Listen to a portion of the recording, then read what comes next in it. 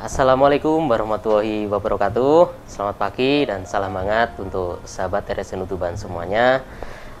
Di sini kita kembali lagi ke YouTube channel RSN Utuban featuring Al-Uswah dalam program Edukasi Pendidikan Kesehatan RSN Utuban dan Al-Uswah. Nah, di sini perkenalkan dulu, saya Cahyo Yogi Prasetyo. Nah, di sini saya akan membawakan acara bincang-bincang pada hari ini. Dan saya tidak sendirian, saya ditemani oleh apoteker dari RSN Utuban, yaitu Mbak Desi Amedia Ayu.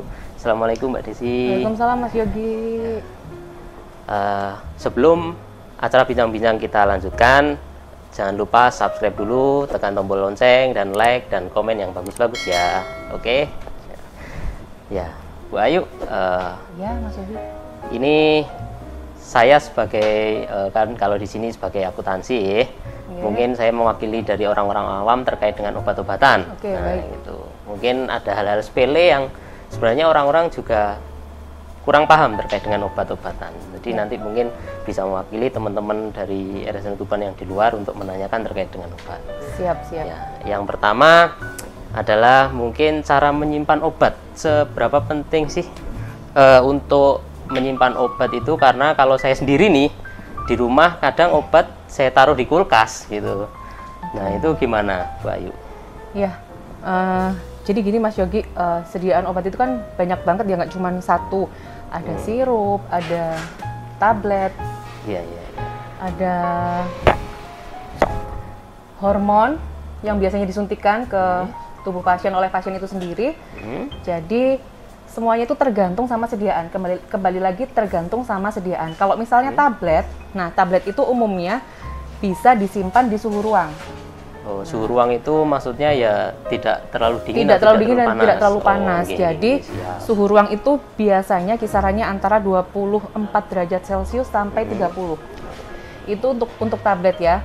Kemudian untuk sirup, nah sirup itu biasanya kalau orang awam menyimpannya di lemari es ya, benar nggak Mas Yogi? Gini. Mungkin Mas Yogi di rumah punya anak kecil, obat-obatannya disimpan di dalam lemari es. Lemari es, betul. Padahal seharusnya untuk sediaan sirup itu tidak perlu diletakkan di lemari es, ya. Gitu. Sama dengan tablet, dia juga bisa diletakkan di suhu ruang saja, asal terhindar dari cahaya matahari.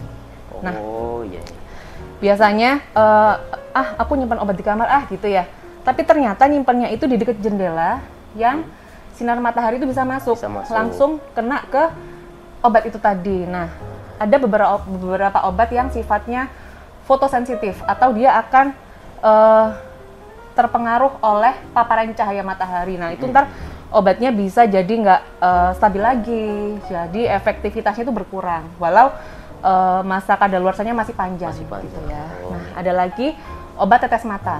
Obat tetes mata itu, Mas, unik.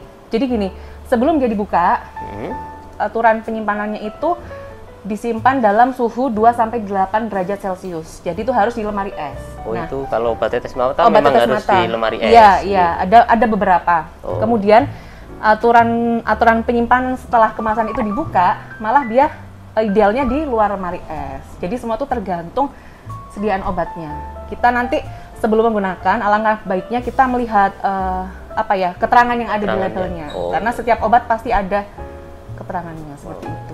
Menarik ini untuk yang tadi terkait dengan obat tetes mata tadi. Ya.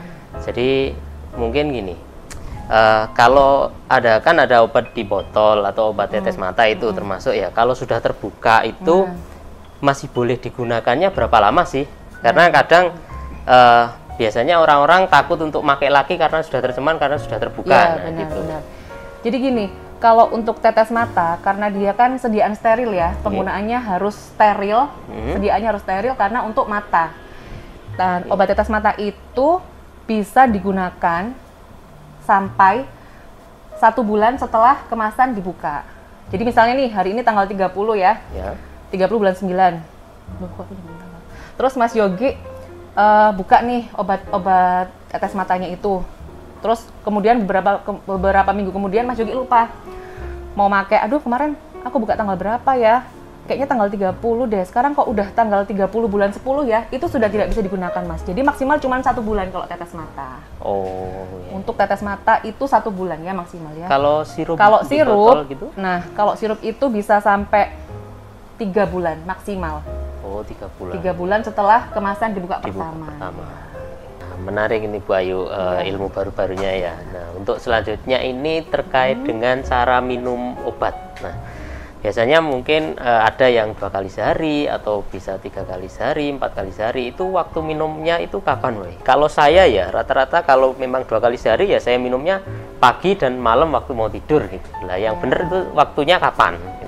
Ya, jadi gini Mas Yogi, kan aturan minum obat itu berbagai macam ya, tergantung dosis yang dibutuhkan pasien kan.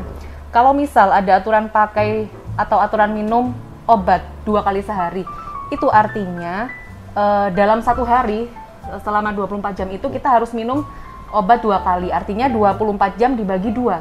Jadi setiap 12 jam. Misalnya Mas Yogi dapat obat yang aturan minumnya 2 kali sehari ya. Itu diminum jam 7 pagi dan jam 7 malam. Misalnya lagi aturan minum 3 kali sehari, berarti 24 jam dibagi 3. Jadi diminumnya setiap 8 jam dan seterusnya.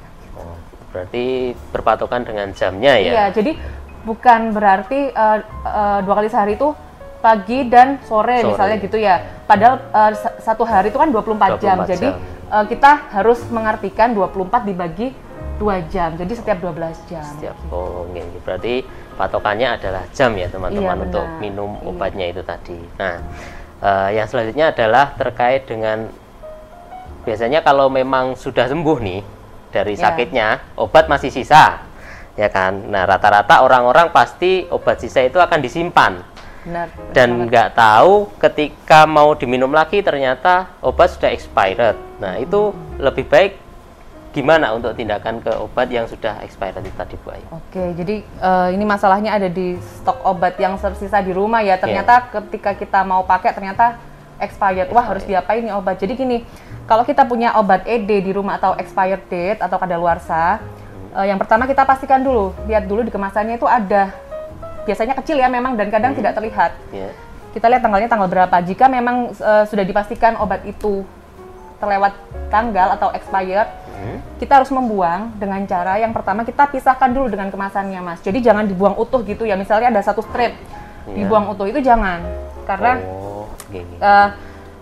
mengantisipasi supaya tidak ada yang menyalahgunakan. Takutnya disalahgunakan dengan pihak lain. Wah, yang ada obat, ada obat nih di jalan misalnya jatuh atau di tempat sampah, diambil, dijual lagi atau gimana. Padahal obat itu ED. Nah, caranya itu kita pisah dengan kemasannya. Kalaupun dia berupa tablet, itu dibuka sampai benar-benar kemasan dalamnya dibuang. Semua kapsul atau tablet itu dibuang, terus tabletnya dihancurkan. Jadi jangan dibuang utuh. Kemudian tabletnya tetap harus dihancurkan ya? Tetap harus dihancurkan, karena nggak nutup kemungkinan orang nemu obat yang kondisinya masih bagus itu diambil lagi. Diambil lagi masih bisa dimasukkan plastik clip ya. Benar banget.